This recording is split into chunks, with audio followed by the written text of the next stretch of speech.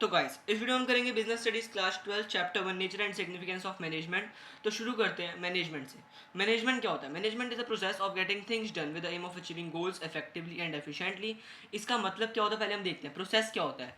Process मतलब management is the process record is perform series of function to get the things done.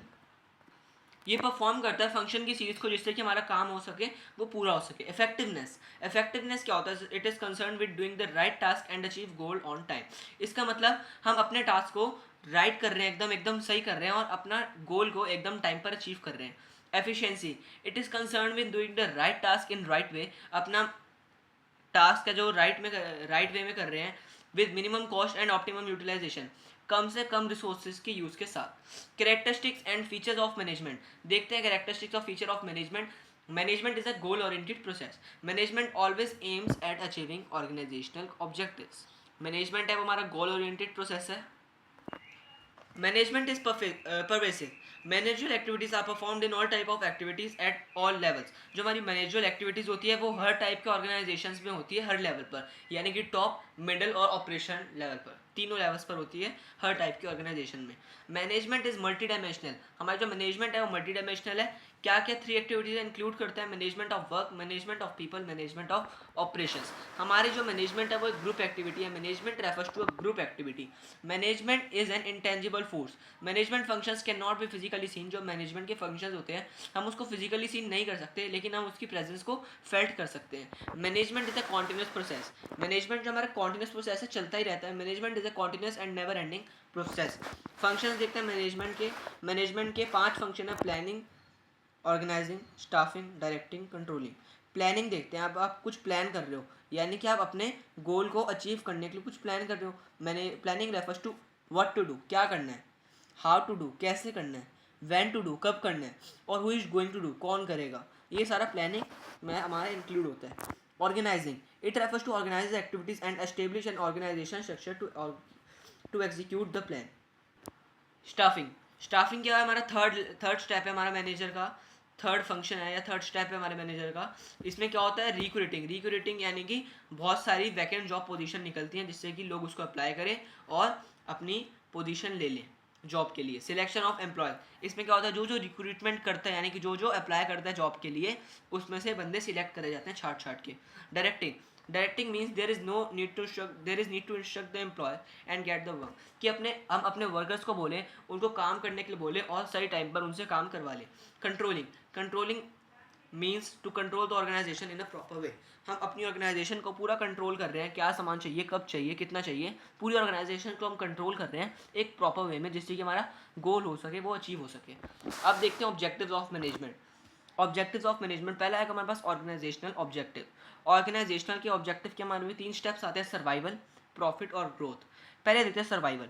The basic purpose of every organisation is to survive and exist in a competitive market for a long period of time, and it is possible only when it is able to cover its cost. I hope आपको clear हो गया होगा। एक और बार इसको समझा देते हैं। The basic purpose of every organisation, हर ऑर्गेनाइजेशन का एक बेसिक पर्पस होता है कि वो मार्केट में सर्वाइव कर सके और अपने प्रोडक्ट को बेच सके और लॉन्ग टाइम तक मार्केट में बनी रहे, तो उसको हम कहते हैं सर्वाइवल। अब देखते हैं profit. The most important objective of every organisation is to earn adequate amount of profit. हर ऑर्गेनाइजेशन का एक ऑब्जेक्टिव होता है कि वो कुछ अमाउंट प्रॉफिट का अर्न करे। Profit is essential for survival, growth and expansion of business. Profit हमारे लिए बहुत एसेंशियल है क्योंकि हमारे सर्वाइवल के लिए हेल्प करता है, हमारी ग्रोथ में हेल्प करता है बिजनेस की, और expansion of business. Growth, business organisation must grow and expand their activities. Organisational objective देख लिया, अब आते हैं सोशल ऑब्जेक्टिव पे। Supply of desired quantity of product. Today customer is a conscious presence customer and he expects value for money.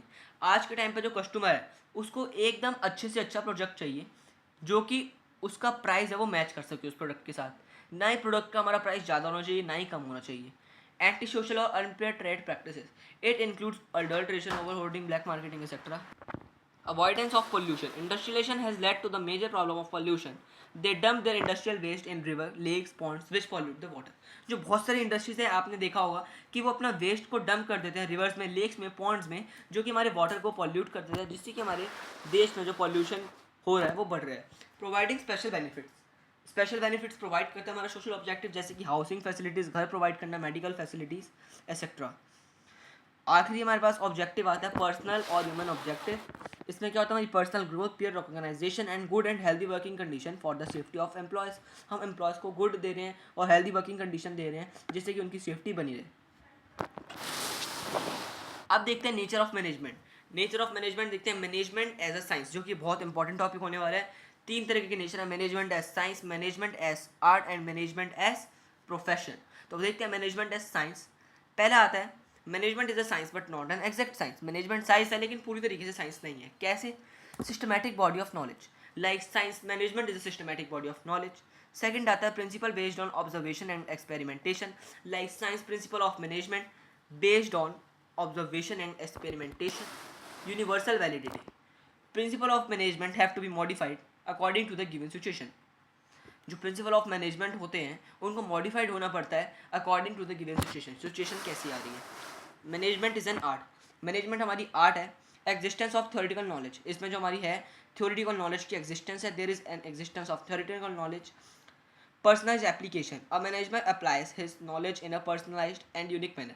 अब manager अपनी knowledge को personalised और यूनिक मैनर में अप्लाई करता है। Based on practice and creativity, हमारा जो है मैनेजमेंट इज एन आर्ट, ये किस पर बेस्ड है? प्रैक्टिस और क्रिएटिविटी पर। It is also based upon the practice and creativity. अब देखते हैं management as an profession. Management as a profession देखते हैं, well defined body of knowledge, कि जो मैनेजमेंट है हमारी based on well defined body of knowledge, restricted entry. अगर किसी के पापा लॉयर है तो जरूरी नहीं है कि उसका बेटा भी लॉयर बनेगा और उसको उनकी पोस्ट पास हो जाएगी। तो the entry of profession is restricted. Service motive, जो प्रोफेशन का जैसे लॉयर, डॉक्टर, इनका क्या मोटिव होता है? सर्विस का। ठीक है, सर्विस प्रोवाइड करते हैं। The main objective of every profession is service motive.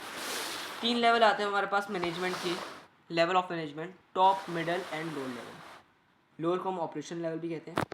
Top में कौन से आते हैं हमारे पास? CEO, CFO, general manager, chairman, board of directors.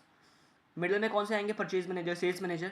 और लोअर लेवल में हमारे क्या आएंगे? Supervisor, superintendent, clerk, etcetera. Functions देखते हैं टॉप लेवल के। ये क्या करता है? Coordinating the activity of different departments, सारे डिपार्टमेंट की एक्टिविटी को कोऑर्डिनेट करके रखता है। Welfare and survival of the organisation, organisation का वेलफेयर देखते हैं, सर्वाइवल देखता है, ग्रोथ देखता है।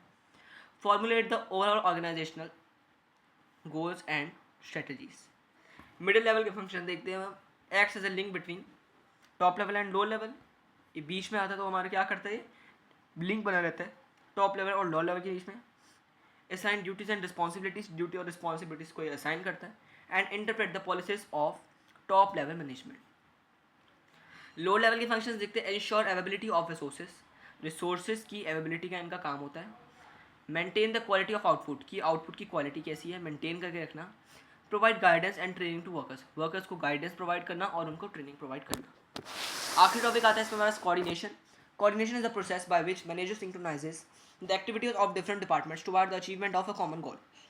कोऑर्डिनेशन हमारा प्रोसेस है by which manager synchronises the activities of different departments, different department की एक्टिविटीज को सिंक्रोनाइज करते हैं वो towards the achievement of a common goal, जिससे कि हमारी कॉमन गोल की अचीवमेंट हो सके।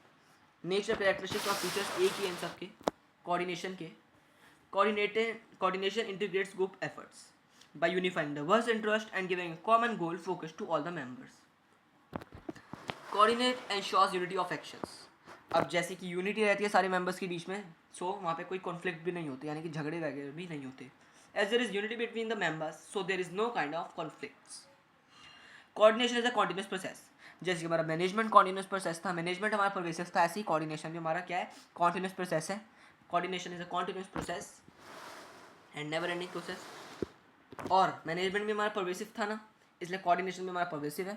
Managerial activities are performed in all types of organisation at all levels, that is middle, top and lower level. Last point, responsibility between members.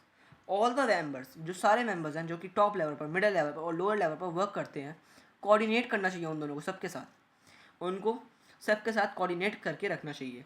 All the members working at top level, middle level और lower level coordinate with each other, सबके साथ उनको coordination बनाकर रखनी चाहिए।